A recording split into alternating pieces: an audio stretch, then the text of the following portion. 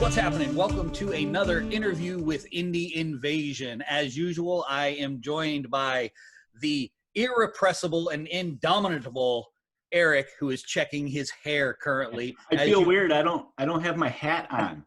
Well, as you can see, myself and my guest do not require hair checking. But today we have with us actually the creator, writer, mastermind, and all those other things of a new game called Planetbound. The name of the company is Successor Games. And as we go through this whole interview, be prepared for nepotism and bias, because Jeremy Jack of Successor Games is in fact my cousin. And so that's not the reason we have him on. We have him on because he is an independent game developer. So Eric, say hello. Hello. Jer, say hello, please, to our listeners. Hello, what's up, fellas? All right, and I'm super excited because, Eric, this is something a little bit different for us. We have, since we started doing indi-Invasion, we've really only been focusing on miniature-based games. But when Eric and I had first talked about creating indi-Invasion, the purpose behind it was independent game developers, because for a couple of reasons, if you followed any of our podcasts or listen to anything, you'll be familiar with a couple of these things I'm about to say. And that's that we have found in our experience that when you're dealing with the independent game developer, you get almost immediate feedback from them. You feel like you're a part of the creative process because it's a smaller company. It's not to fault the big guys. A lot of them do great jobs, but the reality is once a company gets so big, once anything gets so big, it becomes a little bit impersonal. So today, we're talking about an RPG as opposed to a skirmish game. And I'm excited about this. We talked a little bit about last night as we were priming the wheels of this machine that Eric and I are clinging to desperately as it careens out of control. But Eric, why don't you start us out with some questions, man? All right, Jerry, we always like to start with pretty simple question to kind of get to know our guest, and we want to know, how'd you get started in the world of gaming? What was that catalyst for you? Well, he's sitting right over in one of these little squares that you're seeing on your video. Right. His haircut looks a little bit like mine. Yeah, a little bit. I got a little bit more sun on mine though. Yeah, Mac was a big part of my development or my intro to role playing. It very first started at the age of 12 with a older friend of mine. So my sister's best friend, who we call Sis, she's like my sister, her brother played Dungeons and Dragons his whole life. And by the time I was 12, he's like, oh, Jeremy, you have such an imagination. I drew like crazy at that time. We'll get into the illustration portion of the game later, but I was drawing like crazy. He said, your imagination is so perfect for this thing called Dungeons and Dragons, this thing called role-playing games. And I'm like, oh, what is this? And he shows me how to make a character, and my whole brain exploded. I was like, what? I can make up my own person and I'm thinking of every single movie, sci-fi and fantasy-wise, that I was in love with. And I'm like, oh my gosh, I get to do my own thing now. I get to tell my own story through my own character. So I created my first character. I played for the first time. I died the first game because I had no idea what I'm doing, right? And it was awesome, though.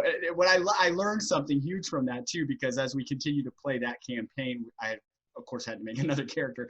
And the group that we were playing with, we come up against an antagonist, and the villagers are trying to get away from this guy, and he's this horrible, demon, and he's slaying all the townsfolk, and we come up against him. He turns out to be my undead player character, the one who died the first game. All right, so it's like a great twist for the game. So important question, because I remember this is, what was the name of that first character? Do you remember? Yes, I do. So my first character's name was Andrak. Not in your campaign. My first character's name was Andrak, based on a Dennis McKiernan book. He was a half mage, half elf mage.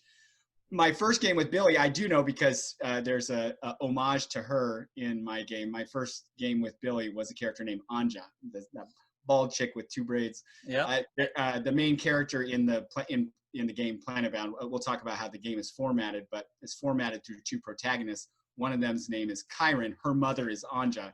from Okay. my original character. You'll read about it as you I continue. actually have in one of my sketchbooks Yep. a drawing that Jeremy did, and it is of that character. Of So that I still have, character. and we're talking an old sketchbook, like the pages are kind of yellow and Yep. tattered around the edges. You wouldn't even have to change it if you wanted to use it in an RPG to give it the Right? feel. It's just perfect, just like it is. It's Yeah. weathered and all that good fun stuff. So what about you, Eric? Do you remember your first RPG character's name? Yeah. No, because I dabbled in so many back in the 80s Okay, that's fair. that I think a lot of the fun, I don't know if I really spent a lot of time with the names or the backstories. I just wanted to create the characters, Yeah. and come up with their stats and stuff like that. And I might have a folder somewhere with some of the old stuff. Alright. That's awesome. The people that have those original folders, I give props to. My home burned down at one point, and I lost a lot of that. But Oh man, that stuff is so awesome to rife through. I'm so glad Billy has so much of it. Another cousin of mine does. But my second introduction, so John, and then Mac, Billy. I call him Billy. He's my cousin. I call him Billy. Y'all know him as Mac. So if I say Billy, that's who I'm talking about. It's me, William, Billy. William. There you go. Yeah, so Mac and I, he was my second introduction. He played, he combined all kinds of things. He was using Palladium rules at the time. I didn't know it because I didn't know anything about the rule system. So I just thought we were playing more Dungeons and Dragons, and I had a blast. He taught me so much about creating the setting as a GM, meaning creating the environment, feeling like you're in the environment, the description of the environment, all the way to playing in character, meaning the role-playing aspect is, Billy's the one that taught me that.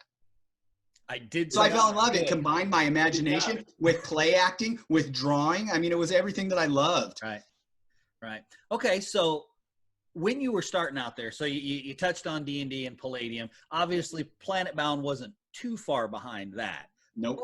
But what at that time in your life, what was your favorite game that wasn't Planetbound that you were playing? Oh, it had to be Rifts. Oh, wow. Boy, that one rings an old bell, too. Yeah, Rifts. it had to be Rifts. Yeah, Palladium was doing such cool things, and I enjoyed their fantasy role-playing, their general fantasy role-playing. It was pretty good, too. But Rifts is where the magic for me came in. They did, especially the initial stuff. Yes, that was the best. And I won't say more than that because I don't want to. Palladium Books is awesome. There's homage to the name Palladium within Planetbound. It's such a great format, great things that they created, including their they did a series of books that were just like one-offs. What are they called? The Rifter. Those were really good. Rifter Magazine. Rifter Magazine. Those were really good. I thought that was a great way of presenting a lot of additional material. But Rifts, the original game, just the original book was fantastic. Yep. That original book was the whole concept, and it was novel. It was brand new. Yep. Everything about it was cool. The system was, I mean, I've always been a fan of the Palladium rule set anyway. Yeah. But it was so good. It bloated like a lot of games do, because when you can sell a book, you just keep pumping them out. And all of a sudden, everything in the first book became obsolete. And if you were something from the first book, you were dead. Yeah. Period. There was nothing you could do about Correct. it. So, but yeah, me too. I loved the first Rifts book. Loved it. Okay, so Jeremy, you're talking about some of these old games that you were introduced to. Are these kind of what inspired you to create your game setting? I mean, what really inspired you to create the your setting for your game that you came up with? So the inspiration for Planetbound, actually, of course, Dungeons and Dragons, Rifts, other games, Shadowrun. There was games out there that really played into anything that inspired me. Played into Planetbound. Anything that inspired me. But before that, the things that were inspiring me were the, Disneys of the world, the Don Bluths of the world, the Jim Hensons of the world, the Gene Roddenberrys of the world, the George Lucases of the world, Tolkien. These world builders are what I was so fascinated with. Even before I even looked at role-playing or started role-playing, I had been reading all this stuff, watching all of this stuff, and was totally enamored by world building before I even knew what that word meant. Mm-hmm. I was just enamored by it. So that's more probably of the inspiration of Planetbound than anything, is building a world. But the story of how Planetbound got started is because my parents didn't want me. My parents were pretty religious in my upbringing, so they didn't want me to play Dungeons and Dragons. It was a big no-no. Mac will remember that. As he was trying to teach us how to game and play with us, my parents were going, "Don't you bring that stuff in our house." Yeah, we all know you, Mac, how you are. Hey, I was a young guy in the Air Force Station out there. I had just gotten there. I didn't know anybody. I'm like, hey, I got family right up the road. I can send them into a game. You know? Yep. And I know, and I was like, Jared would be a sucker for this because he likes to draw and Yep.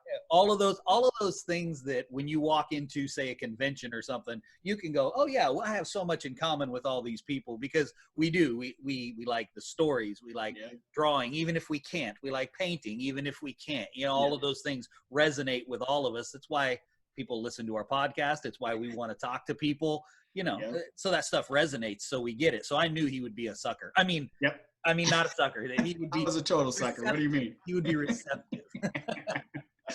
So what we would do, me and my buddies, because I wanted to play so badly. My parents weren't okay with violence and magic, but for some reason, science fiction was okay.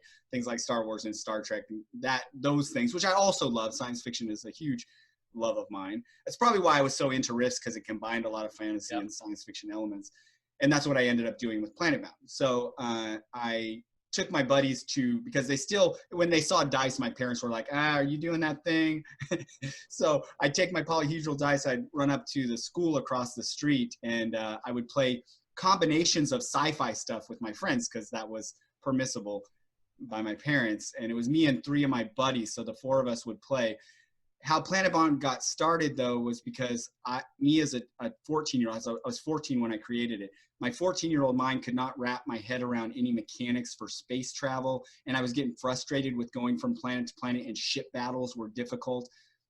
It was just out of my element at the time. So, and it didn't feel like fantasy. And I loved the feeling that Mac would create for me in a fantasy setting, the adventuring across a landscape feeling. And I couldn't get that with science fiction. Right. So I was like, how do I get that feeling? Well, what if I can get them on a planet and we just stay on that planet? Okay, what could trap them on a planet? So the whole concept of sun death that would bring everybody to one planet and then would trap them on a planet was all derived because my parents wouldn't let me play some magic game. And me and my buddies could play sci-fi. So I wanted sci-fi elements with a fantasy feel to it. So therefore, Planetbound was created. Well, there you go. I want to say something about that too. Respected his parents' wishes and didn't play the magic stuff. How about that, right? That's right. Go, okay, if I can, I'll make my own game. That's right. That's what all of us want to do as creators, because we've mentioned several times, Jared, when Eric and I do interviews with people, is that we love that people create their games, because I don't think that there's a gamer, whether it's an RPG guy, the historical miniatures war gamers, or skirmish war gamers, or big war gamers, that wouldn't love to create their own game. However, it's a good thing most of us don't, because most of us wouldn't really create anything that good of a quality. So it's really exciting when we get the opportunity to connect with people and go, hey, we're doing this. And it's like, oh, okay, that's cool. I couldn't have done that. Yeah. So we can get behind it. So I really like what we love about the indie market is that it allows us and the people that listen to us to get behind them that are doing it as we go.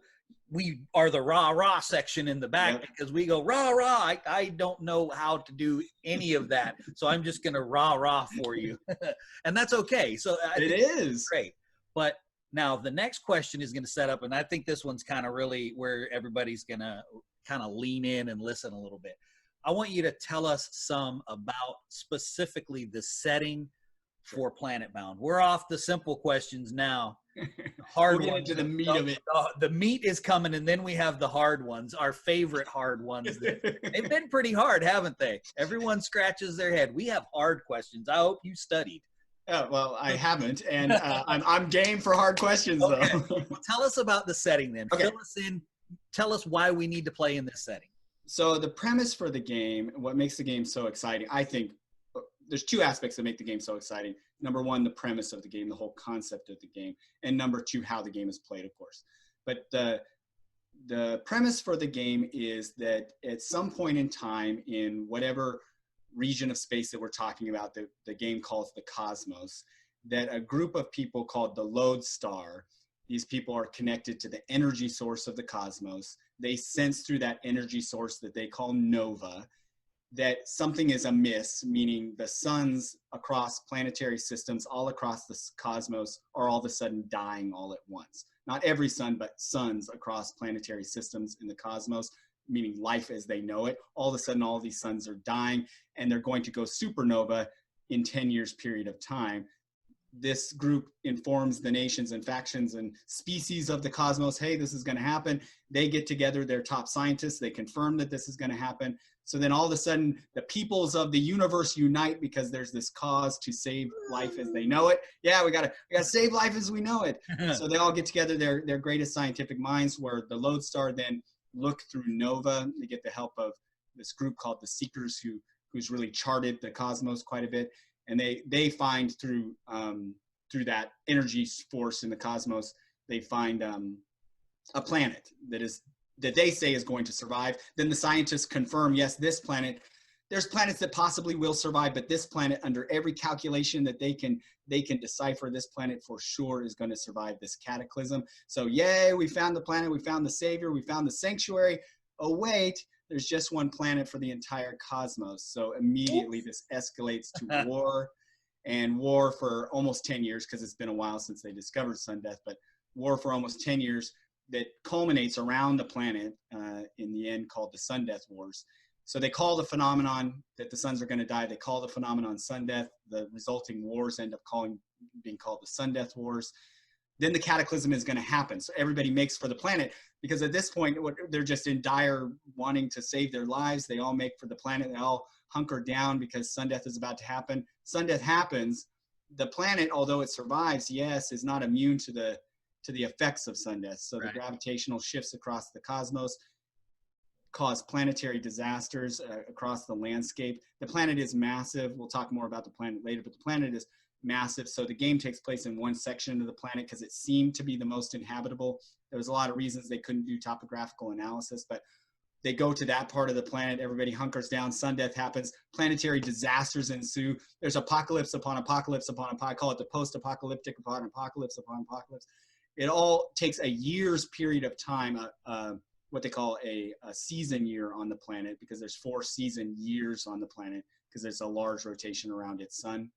Regardless, after the planetary disasters are finished, we've lost millions of more lives in the planetary disasters. Millions of lives were lost in the sun death wars. Now we're all there. Okay, let's find out what survived. Let's leave the planet, see what's out there. They go to leave the planet and they realize they can't. As they go through the atmosphere, their ships are destroyed instantly. They find a particle energy field now surrounding this planet. Whatever the cause was, they don't have a reason for the cause. I know the cause. I know the cause.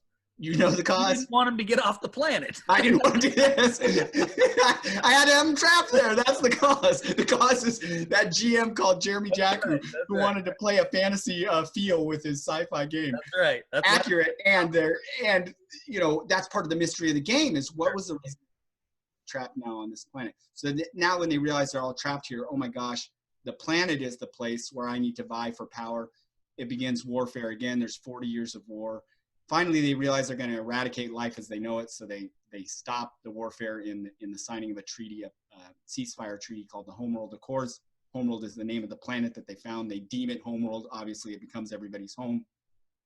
And it's been 7 years since then, where all the nation's factions are slowly rebuilding themselves. So you're playing in this setting of relative peace and adventuring across the landscape of this incredible world full of all kinds of landscapes, all kinds of diverse species, all kinds of nations, factions. Everybody's got their own agenda. So you get to play whoever his agenda you want to relate to, or even if you're playing for one of those species, nations, or factions, you can have your own agenda. It's role playing. So you get to build the character that you want and traverse the landscape in the way that you want. Right. Well, one of the things that I like that you had said about the game is that you focused on a small portion of the planet. Yeah. And the thing that I like about that is, just like you said earlier, world building. Yeah. By doing that, you've just given all the people that are interested in the game the opportunity to build on that world.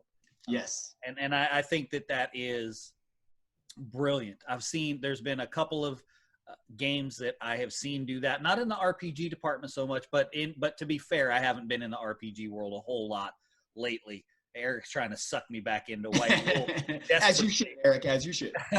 But just as an example, The Drowned Earth is one of them. In fact, very much does the same thing. There's just this little small part of the world that is there, and the rest of it, you just do your own thing. Twisted is the other one. It pretty much takes place in London, Victorian steampunk, but everything else, the world is your oyster kind of thing.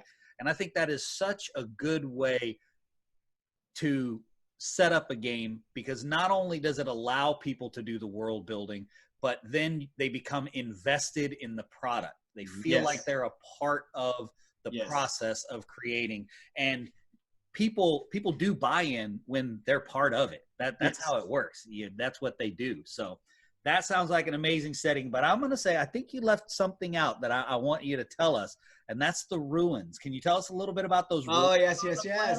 Yeah, very good. Because so this is an important aspect. So there's the mystery and intrigue of the thing. The stuff that you're trying to figure out in the game is multi. How did we get here? What makes this world so special in the first place? How did we get trapped here? Is there any way off of it?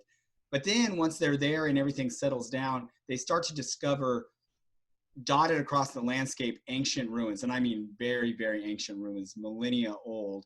How well preserved. I mean, they're so well preserved. It's a mystery how well they're preserved. And okay, somebody was here before. Who was here before? Where did they go? What was here before? Why would people have come here before? Why did they leave here before? What is so special about this place called Homeworld? Were there original species that inhabited the planet, and where did they go? It leaves all kinds of questions to be answered within the game. Yeah, within the story. Awesome. Yeah, within the story. Yeah, and that's a great part of role-playing game is that mystery. Yes. For the narrative aspect is, as a player going into this, you get to create, like we said, expand on this world and create a story with just these little tidbits, and decide where it goes. So that's exciting. Yeah, the book is full. I designed it specifically that way. I drop red slippers. I stole the term from one of my favorite writers, Dennis McKiernan, in his book Dragon Doom. He talks about it at the beginning of the book, his foreword of the book. He talks about, the writers of Holmes and how they would say things like, if it's written from Watson's perspective, and Watson will say things like, after the case of the soul red slipper was solved, then we got a knock at the door and we weren't sure if we were getting something was happening with that case, and then we opened the door, but it ended up being this thing, and it sets them off on this whole nother adventure. But there was this mystery solved called the red slipper that we knew nothing. It's just talked about, but hold on, what was that whole story? What was the backstory of the red slipper? Yeah. So Planetbound is full of red slippers like that, and that's particular to allow GMs to go, oh man, I could do, and they're literally sentences here and there throughout the entire trilogy of first books that a GM can go, wow, just in that one sentence, I can build an entire campaign and expand on some little aspect of the game. Yeah. So Jeremy, what you got in store for the game? We wanted to bring you on. I know you got some things coming up pretty soon that will be ramping you up soon. So the whole writing portion of the game is complete. The illustrations are about halfway complete. The mechanics are about 80% complete. So we're coming up on release of the game. So what's to know upcoming is that the Kickstarter for the game will launch in September. September is my birthday month. It's my favorite month of the year. Good time. Are you a fellow? Are you another Virgo? Yeah. No, I'm a February guy. Oh, you're a February. Oh, you're an Aquarian. Oh, maybe launch something like that. So anyway, so September is the launch of the Kickstarter campaign. That'll run through the end of September. There's some awesome stretch goals. We can talk about those when we talk about those. And then the game will go completely out for regular sales October 1st. And what's to know is that pre-sales are happening right now. Pre-sales are only going on until July 15th. So this Wednesday, pre-sales are over. So if you're looking to get your pre-sale copy, get it in now. It's successorgames.com. Just a couple more days. I Just a couple of more days. got mine in today. Well, I may have had inside information about that happening, so I ordered mine pretty much right early. But we will, for those of you guys listening, we will throw a link up in the description of the video to Successor Games, so you can do that pre-order. And what we'll also try to do is in September, Jer, if you're good for coming back, we'll do a split-up video for Kickstarter and support that as best we can as well. And if, let's see, when are the pre-order books supposed to ship? They'll ship at the end of the Kickstarter, so everything will all ship together. Okay, so I may have my pre-order for Mace convention in November, and I'll take that up there with me and show it off. There's a lot of RPG guys that go to that convention. Of course.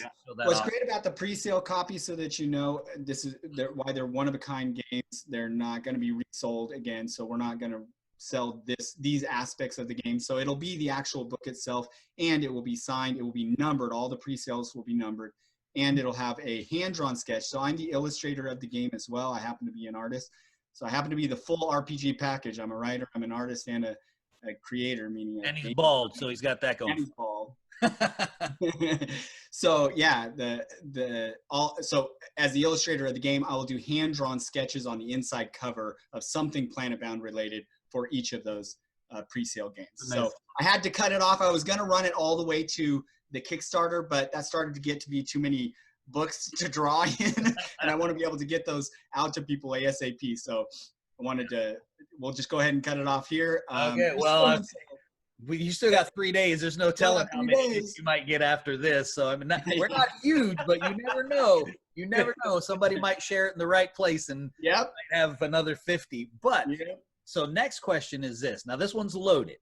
Okay. So this is going to be the first part of the question. Not hard.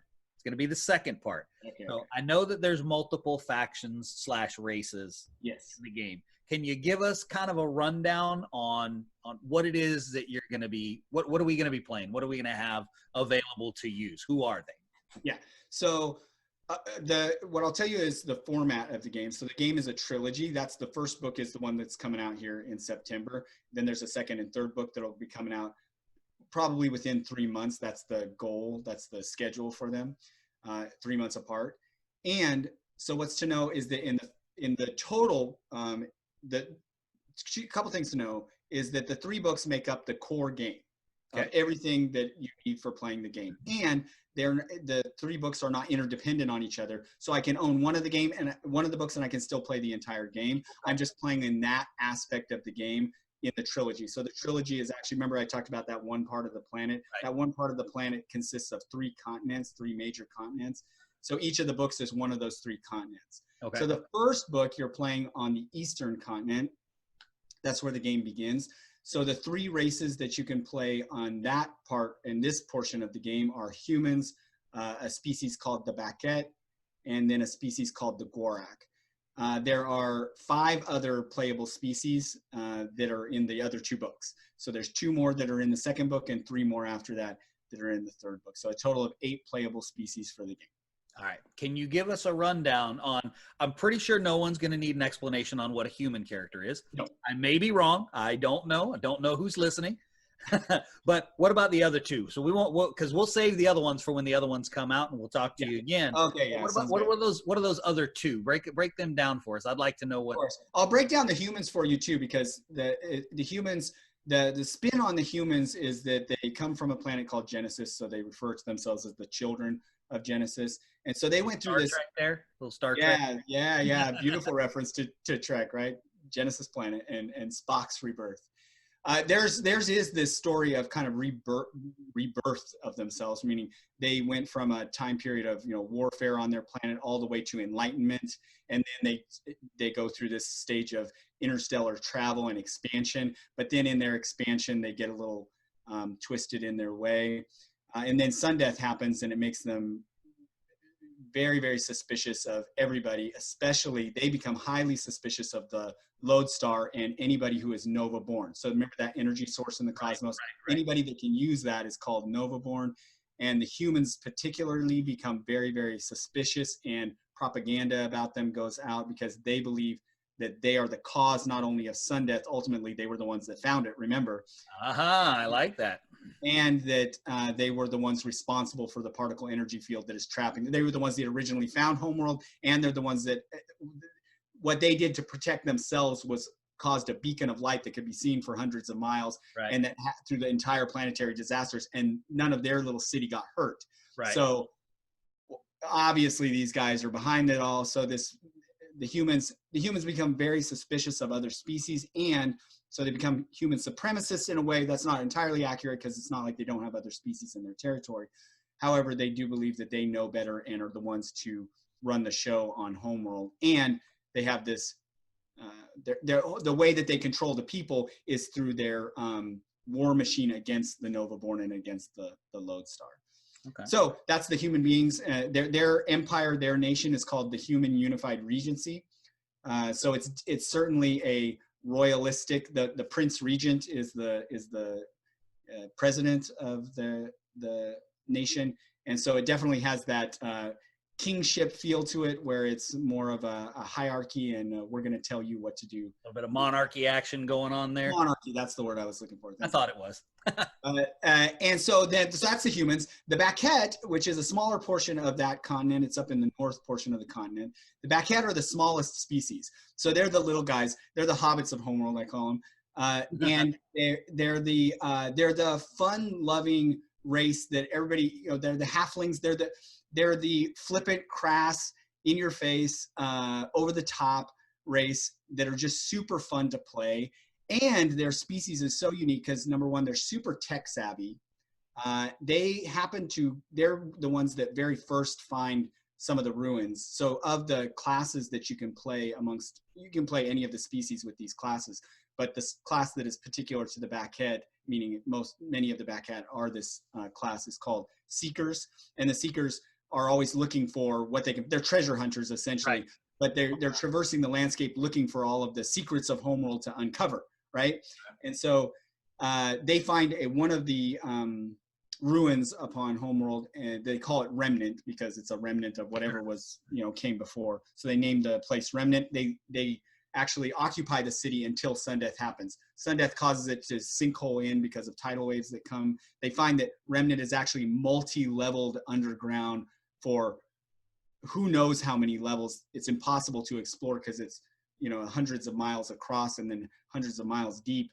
This planet is pretty expansive. So great for dungeon crawling. It's an awesome place. Yeah. Get your graph paper out, boys. That's right. It's super. Yeah, graph paper. Go have a blast. Create. I might be a little old school, my stack of graph paper. In my That's right. So anyway, so the Baquette find amongst those ruins a lot of information, including a lot of maps to a lot of places in Homeworld, and a lot of schematics for technology, ancient technology that used to exist. And so using whatever technology they had left before sun death and these schematics and whatever's on the planet, they build an entire floating city that's uses these anti-grav units in order to keep it floated above Remnant. So now that Remnant is a sinkhole down, right. They have within their government, which is called the Baquette Ministry, they have a Department of Antiquities, which has control over Remnant and decides when people can. It's super dangerous to go in there, and they don't want it to get ruined because there's so much that can happen in there. So there's limited weaponry that you can go. So if you're going in there, you're really going on some sort of adventure. But the floating city above it is called Haven, and Haven is this just metropolis of pleasure, meaning it's a place where people can go and have a lot of fun. A lot of adventures can happen there too. But a place called the Commons there is where people go to have fun. That's the place where you begin the game of. So you're all sitting around in a tavern on Haven. Right. There's where the tavern is. That's where it is. That's where people go. And the Baquette they're just this crass, fun-loving race. You get to play Seekers from them. There's a mob boss that works on Haven. His name is Jono. He makes like he's not so smart in the head, but he's a really wise guy and has a lot of control over things that happen on Haven. And so there's a lot of underground that happens on Haven too that you can play. A lot of what they call the dark market. that gets played. But he has a group called the Crimson Cavalier, which is essentially his mercenary army. So you can play one of the Crimson Cavalier. So it's a fun place on the planet to play. I would describe the Backhead as just the fun species to play if you want to just have a blast.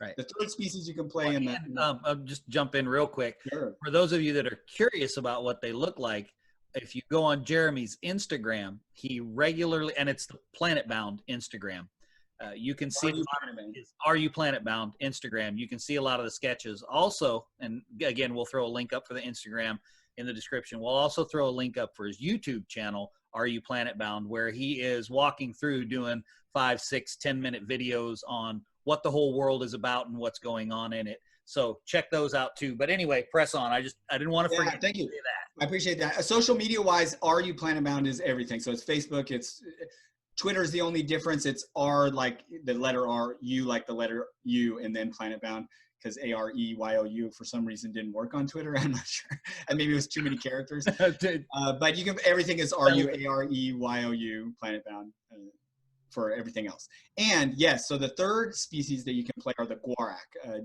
G''WARRAK.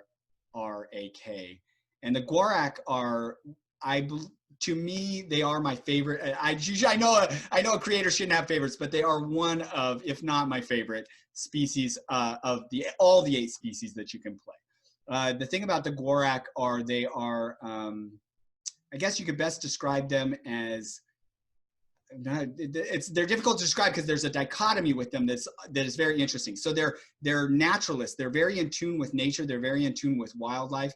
They have what they call langra. They're these small tentacles that get larger as they get older.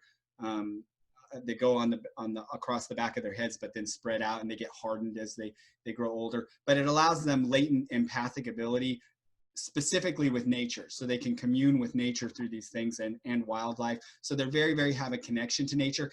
And on the other side of them, there's this very powerful and passionate and in-your-face species. They're not, so you think of a species that typically is done in a lot of role-playing games that are very communal with nature, are usually very peaceful. Right. This species is not necessarily, no, in fact, they're not very peaceful at all, especially considering their history. There's been a lot of warfare in it, and especially on homeworld. They're the ones that have been rife with civil warfare within their own species, especially during the 40 Years' War, and then leading up to conflict with the humans later. But they had conflict with the humans before Sundeath.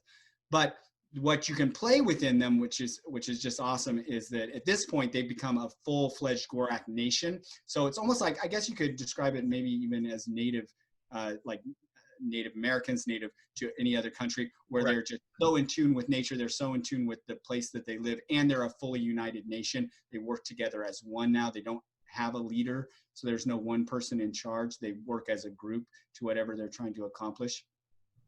So you can, there's what you can play with them is called the Jad Gwarak. The Jad means rider, so the beast riders. So there's these creatures that they ride specifically when they go into battle. There's 3 of them, so you can be a rider of one of each of the 3 species. One of them is a big hulking monster of a species that they ride. One of them is a flying creature that they ride. And then one of them is a swift, fast creature that can dart in and out that they ride.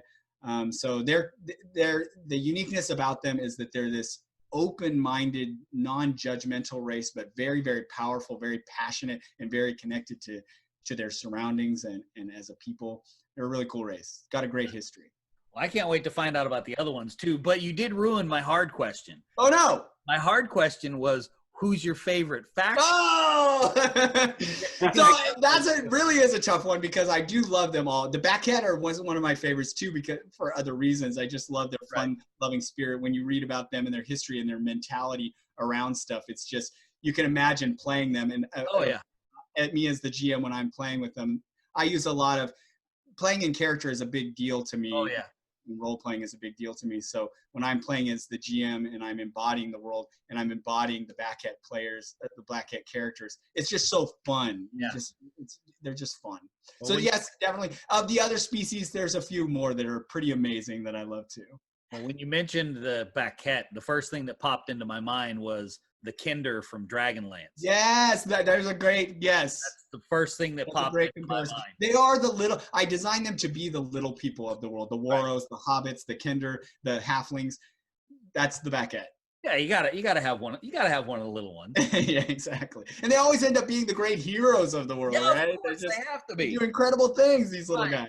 My gnome ranger saved the world. That's right. All right, I That have gully dwarf saved the world. Gully dwarf saved the world. So I got a question for you. So besides playing your own games, because I'm sure you're busy play testing and getting things balanced and stuff, what games do you play currently? Are there other games that you like to play to like maybe relax and kind of shut your brain off from your own project? So yes, I do enjoy that. I will say, because we're about a month and a half off now from the Kickstarter, that there isn't really a busy whole right lot now. of time Yeah. for that. And some of the things, I have 2 sons and they're teenagers now. And so what I've been doing is I vicariously enjoy them playing games, especially video games, and they get really into similar to their father, they get into really strong story games. So they play a lot of turn-based RPG type games.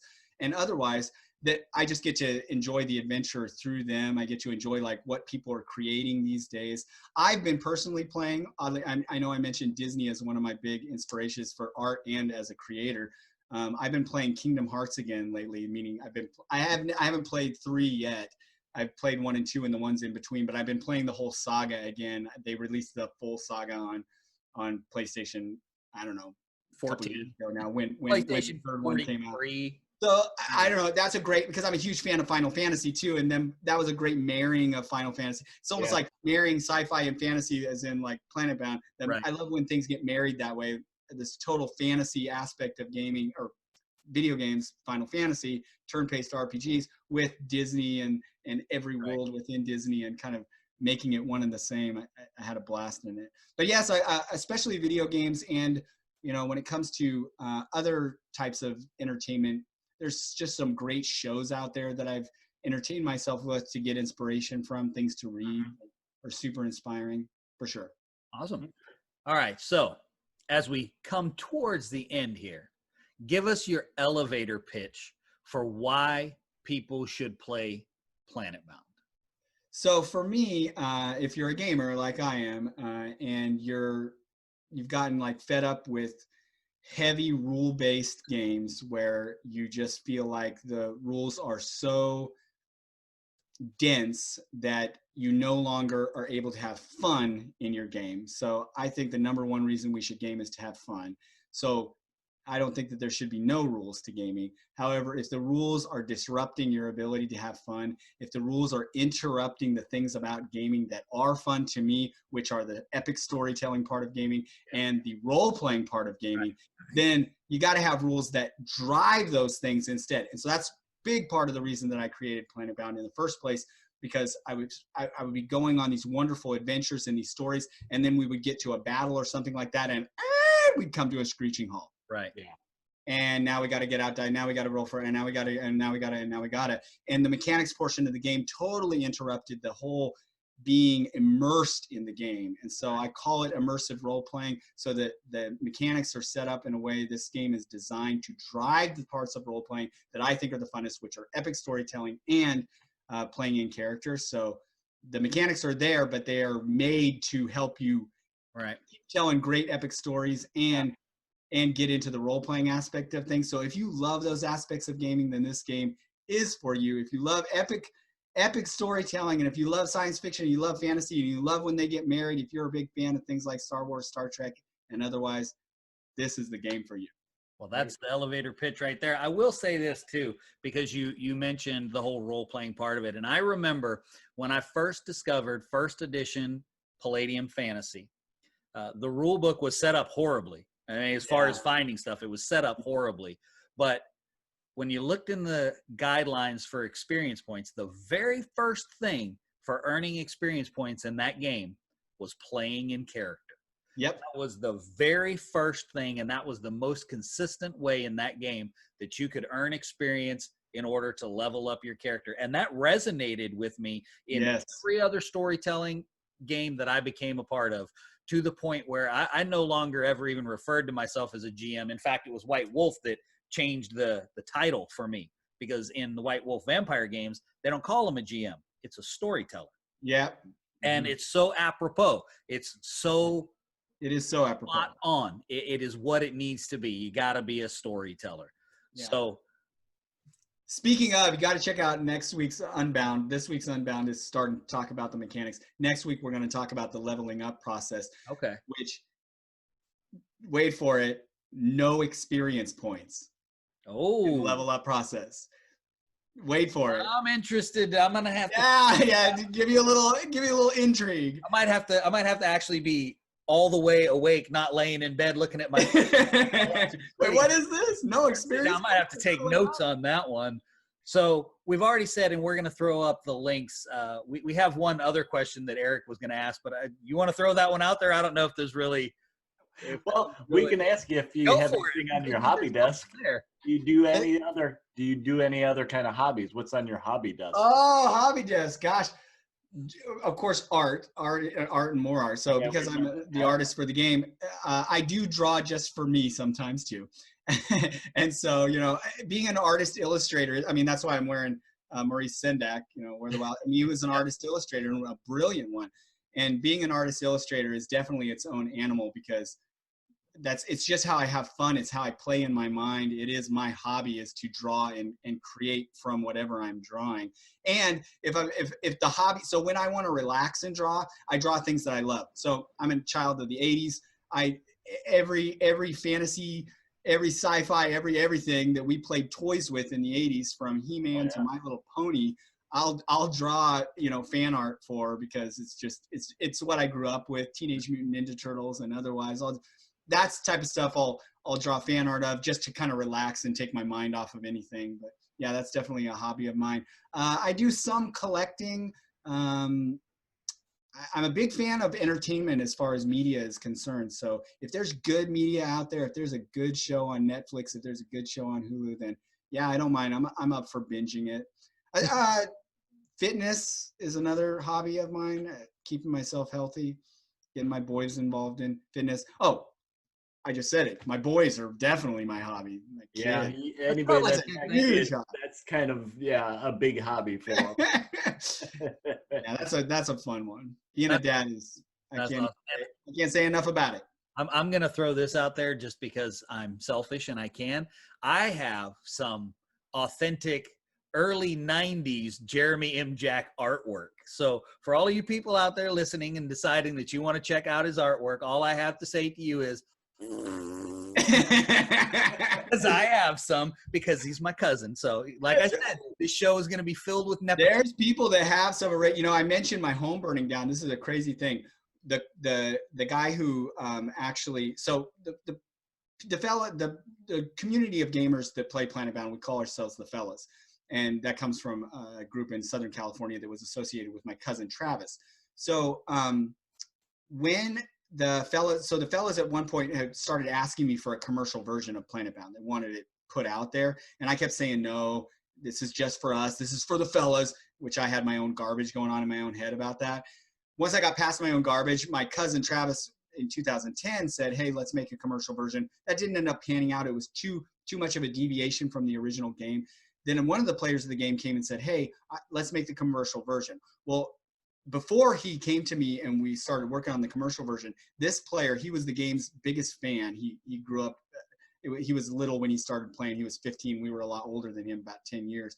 And it was his inroad to play with the big guys, with the fellas, was to know a whole lot about this game. He loved the game so much. When our home burned down, everything Planetbound was in there.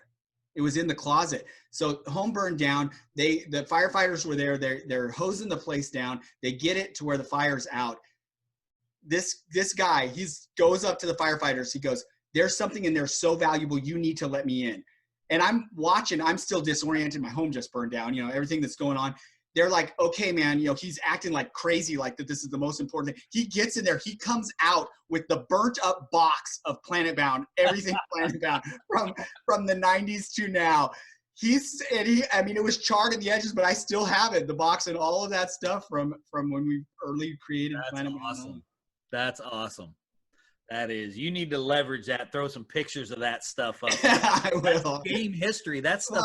Well, the special edition, of course, the pre-sale is a one-of-a-kind edition. There will be a Kickstarter edition of the game that will have an appendix in it in the back. That'll be a lot of information about the backstory, a lot of concept art leading up to it, a lot of old stuff, and a lot of like previews of upcoming stuff. Awesome. So the last actual question we have for you is, where can people find your stuff? We're going to have a link up, but I want you to tell them where they can find you. Of course. So they can go to the website, successorgames.com, SUCCOR, SUCCESSOR games.com. Oh, I can't even spell successor. Can't even spell your own company name. There's a story behind that. We'll tell it maybe on another time about where the name of the company comes from. All right. As a precursor to Planetbound as well. And so successorgames.com, and everything social media is RU Planetbound, except for Twitter, which is the letter R, the letter U, and Planetbound. Awesome. Well, Jer, thanks for joining us, man. We really appreciate you sitting down with us. I'm excited to get my book. Got Eric to order his book, so sucked him in. The button today. As we typically do to one another. So for everybody out there, don't forget, you can check us out in a bunch of different places. You can check out Coastal Con on Facebook. You can check out the Indie-Invasion Facebook page. You can also you can find our podcast on Podbean, Google Play, Spotify, iTunes, Pocket Cast, iHeartRadio, Stitcher, all kinds of different places. And yep, there you go. Count them out. And I am determined every time to say every single one of them. You can also check us out. Indie-Invasion does have a Patreon page. You can go over and check that out. We have some exclusive content. Matter of fact, we just posted some exclusive content last night on there. If you'd like to become a Patreon backer, we have some cool stuff coming out. You can also check out Unipolar Games. They do our merchandising stuff. So they've got t-shirts, dice trays, coffee cups, those kind of things for Indie-Invasion. And until we see you guys next time, remember to prepare yourself for the invasion.